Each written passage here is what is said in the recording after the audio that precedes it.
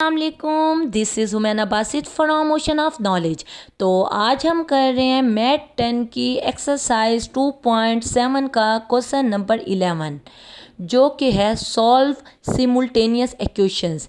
Simultaneous equation उन दो equations को कहते हैं जिनका सॉल्यूशन कॉमन हो, यानी कि ये जो दो इक्वेशंस लिखी हुई हैं इनका सॉल्यूशन कॉमन होगा। तो सबसे पहले हम पहली इक्वेशन को फर्स्ट का नाम दे देते हैं और दूसरी इक्वेशन को सेकंड का नाम दे देते हैं। अब हमने इन इक्वेशंस को सॉल्व करना है। जब भी वो कहे कि इक्वेशन को सॉल्व करो तो इसका मतलब होता है कि जो वेरिएबल अंदर यूज़ हो रहे हैं एक्स स्क्वायर वाई स्क्वायर, उसको आपने निकालना है, यानी कि एक्स निकालना है और वाई निकालना है। जब भी वो कहे कि क्वेश्चन को सॉल्व करो यानी इक्वेशंस को सॉल्व करो। अब हम अब तक जितने क्वेश्चन करते आए हैं क्वेश्चन नंबर 1 से लेके 10 तक, उसमें ये होता था कि सिर्फ एक्स स्क्वायर और वाई स्क्वायर इन्वॉल्व होता था। हम दोनों इक्वेशन को सब्ट्रैक्ट करते थे और एक्स और वाई कट जाता था और दूसरी की हम वैल्यू निकाल लेते थे। लेकिन यहाँ थोड़ा सा मुख्तलिफ मेथड है। यहाँ 3x² है और दूसरी इक्वेशन में भी 3x² और y² है, लेकिन -5x भी मौजूद है। तो हम इक्वेशन 2 को यूज़ करेंगे। तो देखें यहाँ 3x² -y² है और यहाँ 3x² और साथ यहाँ -12y और ये -5xy है। तो -5xy की वजह से मेथड थोड़ा सा चेंज है।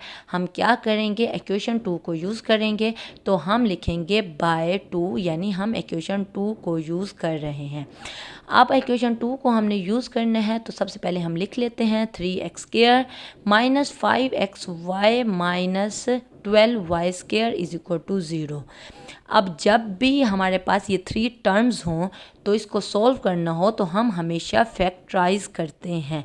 फैक्टराइज करने का मेथड आपको पता है, वो क्या होता है, पहली और आखिरी वैल्यू को एज इट इज़ लिख लेते हैं, यानी 3x² भी लिख लेंगे और -12y² भी लिख लेंगे।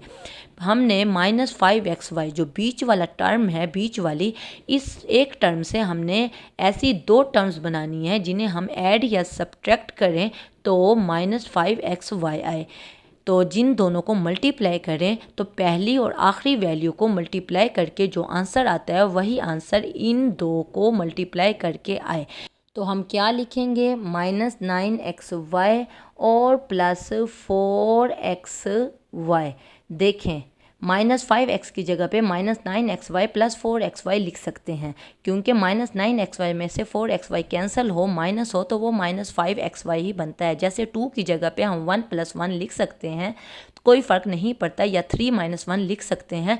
तो देखें 3 - 1 तो भी 2 आता है, और अगर 1 + 1 करें तो वो भी 2 ही आता है। इसका मतलब है कि हम 2 की जगह पे लिख सकते हैं, तो -5xy की जगह पे भी हम लिख सकते हैं -9xy +4xy।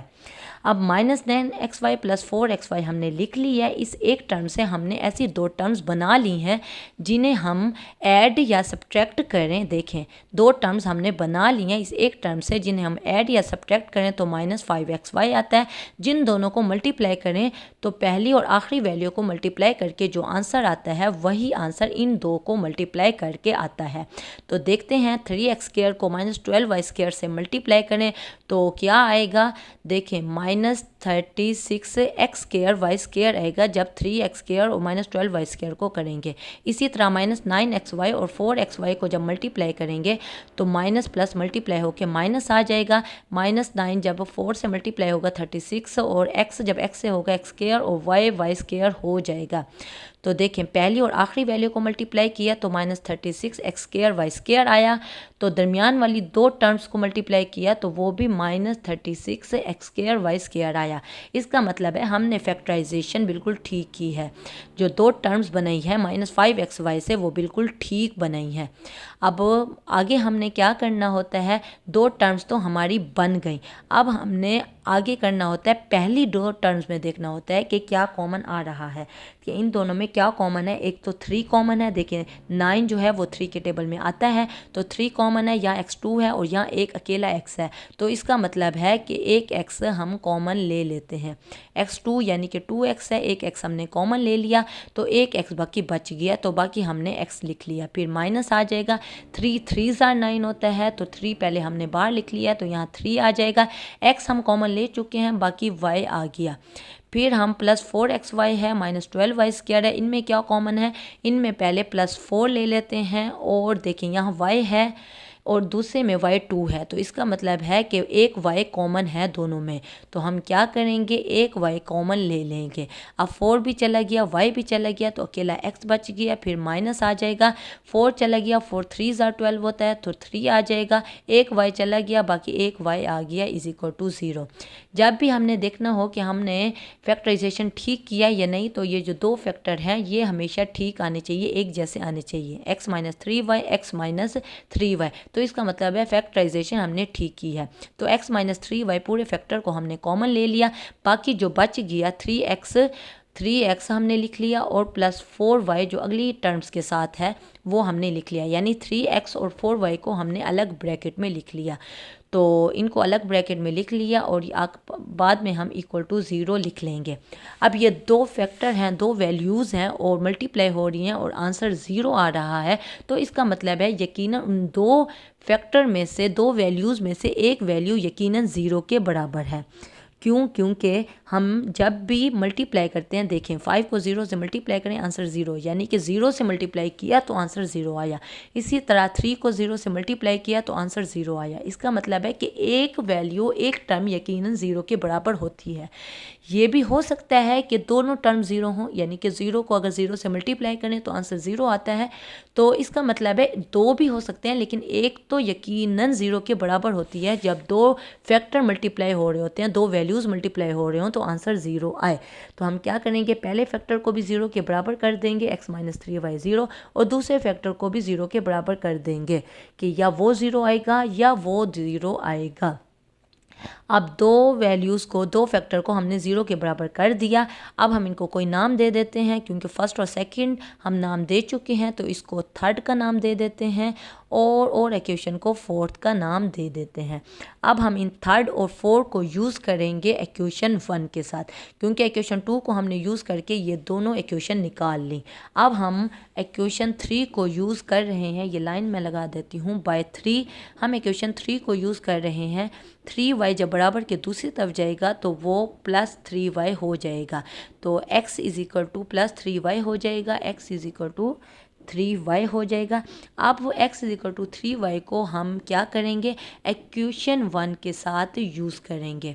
तो जहाँ x नज़र आ रहा होगा वहाँ हम 3y पुट कर देंगे। तो इक्वेशन 1 क्या है, 3x² है, तो 3 वैसे ही आएगा, लिख लेते हैं बाय 1। तो x की वैल्यू 3y हमने पुट करनी है, 3x² - y² = 26, तो 3x² है, 3x की जगह पे हम 3y पुट कर देते हैं, फिर आगे माइनस है, फिर -y² है = 26 है। हमने इक्वेशन 1 में x की वैल्यू को यूज़ किया है जो कि 3y निकली है। अब हमने क्या करेंगे, y की वैल्यू को निकालेंगे। जब x की वैल्यू 3y हम इक्वेशन 1 में पुट कर दी है, x की जगह पे 3y पुट किया है, तो अब हम y की वैल्यू निकाल देंगे। तो 3y की पावर 2 है, तो इसका मतलब है जो पावर 2 है वो 3 की भी पावर है और y की भी पावर है, तो ये 9y² हो जाएगा, -y² हो गया = 26 हो गया। अब 3 जब 9 से मल्टीप्लाई होगा तो ये 27y² हो जाएगा, -y² है और = 26 है। तो 27y² में से 1y² माइनस हो जाएगा, तो बाकी 26y² हो जाएगा = 26।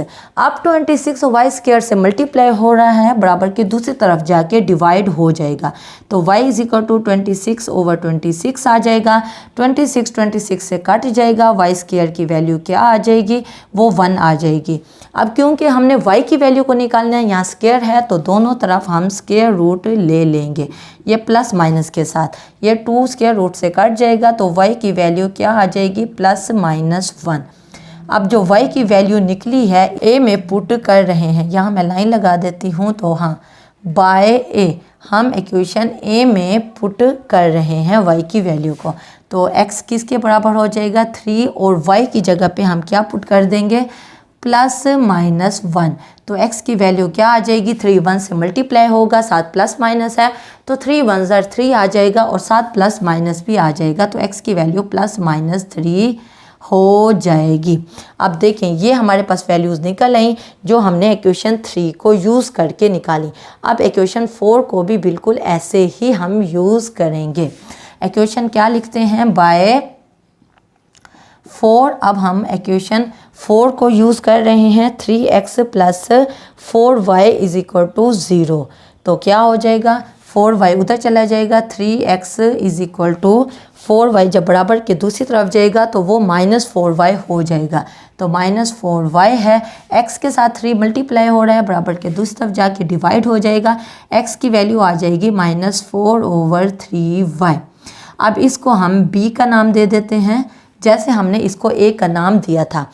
अब हमने इसको b का नाम दे दिया और इसको इक्वेशन 1 में पुट करेंगे जैसे हमने अभी किया है। तो हम क्या लिखेंगे, बाय 1। हम 1 में इसको x को यूज़ कर रहे हैं तो क्या है, 3x²।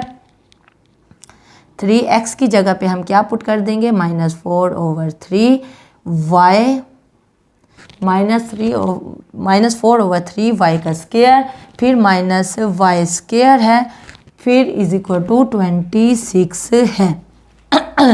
अब ये स्क्वायर है तो इसका मतलब है ये स्क्वायर जो है ये सब की पावर है। तो 3 वैसे ही आ जाएगा, माइनस की पावर 2 है तो minus multiply by minus equal two plus, तो वो प्लस हो जाएगा। 4 की पावर 2 है तो वो 16 हो जाएगा, और 3 की पावर 2 है तो ये 9 हो जाएगा, तो 7y² आ जाएगा। तो -y² इज इक्वल टू 26 आ गया। तो अब जगह कहाँ पे बनाई, हाँ यहाँ पे मैं जगह बना लेती हूँ। तो यहाँ मैं लिखती हूँ, ये रही जगह। अब 3 मल्टीप्लाई हो रहा है यानी 9 नीचे है और 3 ऊपर है, 3 9 से कट जाएगा तो ऊपर क्या आ जाएगा, 16 आ जाएगा, और नीचे डिनोमिनेटर में 3 आ जाएगा। y² साथ आ गया, -y² इज इक्वल टू 26 लिखा हुआ आ गया। अब 16/3 है, यहाँ y² है, दोनों में y² कॉमन है तो 16/3 लिख लिया। यहाँ कोफिशिएंट 1 है तो y² को हमने कॉमन ले लिया, इज इक्वल टू 26 आ गया। अब 16/3 है, यहाँ -1 है तो नीचे हमेशा डिनोमिनेटर में 1 होता है, यानी कि यहाँ 1 के नीचे 1 मौजूद है। तो पहला फ्रैक्शन हो गया, दूसरा फ्रैक्शन हो गया, बीच में माइनस है। अगर दो फ्रैक्शन हो बीच में माइनस या प्लस का साइन हो तो हम दोनों फ्रैक्शंस का एलसीएम लेते हैं, यानी 3 और 1 का एलसीएम लेंगे तो वो क्या आ जाएगा, 3 आ जाएगा। 3 को 3 पे डिवाइड करेंगे तो आंसर क्या आ जाएगा, 1। 1 को 16 से मल्टीप्लाई करेंगे तो 16 आ जाएगा, माइनस बीच में आएगा। तो 3 को 1 पे डिवाइड करेंगे तो क्या आ जाएगा, 3। फिर 3 को ऊपर वाले 1 से मल्टीप्लाई करेंगे। देखें 3 को पहले नीचे वाले 1 पे डिवाइड किया, फिर ऊपर वाले 1 से मल्टीप्लाई किया तो क्या आ जाएगा, 3 आ जाएगा, y² आ जाएगा, इज इक्वल टू 26 आ गया। अब 16 माइनस 3 तो ये क्या आ जाएगा, 13/3 हो जाएगा, साथ y² है, इज इक्वल टू 26। अब 13/3 y² के साथ मल्टीप्लाई हो रहा है, बराबर के दूसरी तरफ जाके ये डिवाइड हो जाएगा, यानी उल्टा हो जाएगा। 3 जो यहाँ नीचे है वो वहाँ ऊपर चला जाएगा, 13 जो ऊपर है वो बराबर के दूसरी तरफ जाके नीचे चला जाएगा, यानी बिल्कुल उल्टा हो जाएगा। 3 ऊपर जाएगा और 13 नीचे आएगा। तो 3 जब इधर जाएगा 26 के साथ, जब बराबर के दूसरी तरफ जाएगा तो 3 साथ 26 के साथ मल्टीप्लाई हो जाएगा। तो 3 को हम लिख लेते हैं मल्टीप्लाई कर रहा है, और 13 नीचे चला जाएगा, वो डिवाइड की शक्ल में आ जाएगा। अब 13 और 26 दोनों एक ही टेबल में आते हैं तो इनको हम काट देंगे। 13 2 26 हो गया, और 2 को जब 3 से मल्टीप्लाई करेंगे तो y² इज इक्वल टू 6 हो जाएगा। अब हमें क्योंकि y की वैल्यू चाहिए, ये y की पावर 2 है तो दोनों तरफ हम स्क्वायर रूट ले लेंगे। इस तरफ भी स्क्वायर रूट ले लिया, इस तरफ भी ले लिया। जो 2 जो है वो स्क्वायर रूट से कट जाएगा तो y की वैल्यू आ जाएगी +-√6। तो ये y की वैल्यू अब हमारे पास निकल आई है। अब हम इसको इक्वेशन बी में पुट करेंगे, जैसे पहले ए में पुट किया है तो अब हम बी इक्वेशन में पुट करेंगे। तो अब यहाँ नीचे जगह बची हुई है तो मैं यहाँ नीचे लिख लेती हूँ, ये लाइन लगा लेती हूँ ताकि पता चले कि ये सेपरेट है। अब y की वैल्यू +-√6 को हम पुट करते हैं b में, तो हम लिखेंगे बाय b, यानी कि हम b में पुट कर रहे हैं y की वैल्यू को। तो x इज इक्वल टू -4/3 और y की जगह पे हम पुट करेंगे +-√6। तो ये +-√6 आ गया। फिर जब -4/3 को plus minus square root over 6 से मल्टीप्लाई करेंगे, देखिए माइनस मल्टीप्लाई होगा प्लस के साथ तो माइनस, फिर माइनस माइनस से मल्टीप्लाई होगा प्लस, तो प्लस माइनस ही आ जाएगा। तो 4 स्क्वायर रूट 6/3 हमारे पास x की वैल्यू निकल आई। अब जब हमने y की वैल्यू प्लस माइनस 6 निकाली तो सोल्यूशन सेट हमारे पास क्या बनेगा, हमारे पास दो ऑर्डर पेयर बनेंगे। जब हमारे पास y की वैल्यू प्लस माइनस 1 है तो x की वैल्यू प्लस माइनस 3 है। तो पहला ये जो ऑर्डर पेयर होता है, पहला x होता है, दूसरा y होता है। x किया है प्लस माइनस 3 है, तो x प्लस माइनस 3 जब है तो y की वैल्यू हमारे पास प्लस माइनस 1 बन गई। तो ये हमारे पास पहला ऑर्डर पेयर बन गया। आप इसको अलग अलग भी लिख सकते हो, पहले प्लस के साथ लिख दो, फिर माइनस के साथ लिख दो। उसके बाद अब हमारा जो दूसरा ऑर्डर पेयर बनेगा वो ये बनेगा कि जब हमारे पास y की value plus minus square root 6 थी तो x की वैल्यू 4 स्क्वायर रूट 6/3 है। तो पहला x होता है, दूसरा y होता है। तो पहला x क्या है, वो प्लस 4 स्क्वायर रूट 6/3 है, और दूसरा y है जो कि प्लस माइनस स्क्वायर रूट 6 है। यानी जब हमने plus minus square root 6 y की वैल्यू पुट की तो x की वैल्यू निकली प्लस माइनस 4 स्क्वायर रूट 6/3। तो ये हमारे दो ऑर्डर पेयर बन गए हैं। आप इनको अलग 4 ऑर्डर पेयर में भी लिख सकते हो। पहले प्लस वाले लिख लो, फिर माइनस वाले लिख लो। पहले प्लस आ जाएगा और फिर माइनस आ जाएगा, यानी कि हमारे पास जो वैल्यू बनेगी वो बनेगी +3 +1, फिर -3 -1। तीसरा ऑर्डर पेयर बनेगा +4 स्क्वायर रूट 6/3 और फिर प्लस स्क्वायर रूट 6, फिर -4 स्क्वायर रूट 6/3 और माइनस स्क्वायर रूट 6।